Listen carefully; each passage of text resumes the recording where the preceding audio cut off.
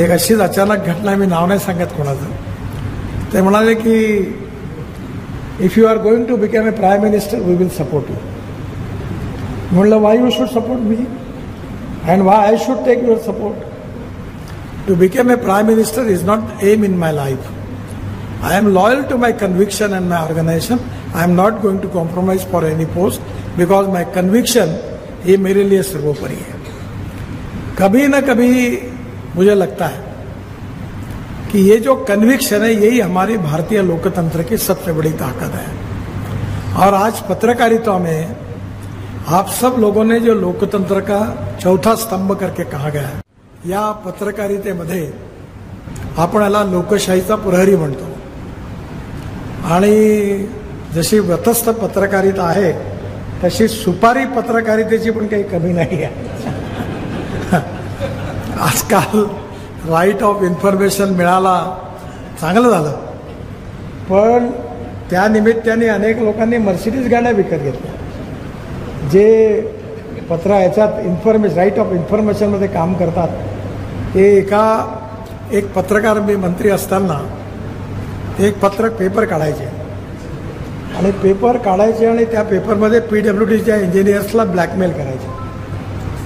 त्यावेळी आमचे खेडेकर साहेब जे होते मराठा सेवा संघवाले, ते आमचे सुप्रिटेंडिंग इंजिनियर होते. ते एक दिवस मला म्हणाले की हे असे अंक काढतात आणि आमच्याकडनं पैसे वसूल करतात, ब्लॅकमेल करतात साहेब, तुम्ही लक्ष द्या.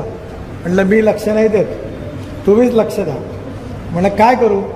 म्हणजे एकदा ऑफिसमध्ये आला का दरवाजा बंद करा, फक्त रक्त नका देऊ देऊ म्हटलं. आणि झोडपा म्हणलं त्यांना, आणि त्यांनी खरोखर झोडपलं त्यांना. आणि त्यानंतर ते अंग निघणं बंद झालं. कान्यात हा मराठवाड्यामध्ये एका गावामध्ये पत्रकार असे होते की तिथे आमचे एक AC होते, फार सज्जन माणूस होता. तो घाबरायचा.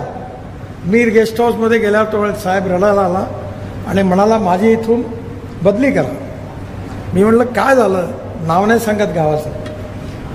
काय झालं तर म्हणे इथल्या पत्रकारांना ॲडव्हर्टाइजमेंट द्या म्हणून मागे लागतात. मी कुठून देऊ म्हणे. एकदा दोनदा दिली, आता दरवेळेला कोणाला बोलू? मग म्हटलं नाही दिलं तर नाही दिलं. नाही साहेब म्हणे एका पत्रकाराने एका महिलेला आणलं आणि तिने मला मिठी मारली म्हणे आणि पोलीस कंप्लेंट केली की माझा विनयभंग केला, आता मला इथून ट्रान्सफर करा, मला इथं राहायचं नाही.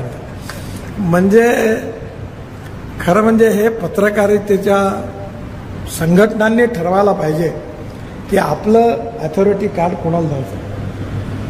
त्यामुळे स्वाभाविकपणे मग त्या क्षेत्राची पण बदनामी होते.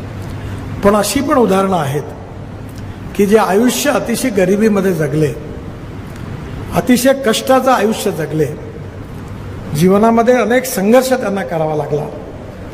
आणीबाणीच्या काळामध्ये तर अनेक लोकांना जेलमध्ये जावं लागलं, पण त्यांनी आपल्या पत्रकारितेच्या कटिबद्धतेला, आपल्या विचारधारेला कधी सोडलं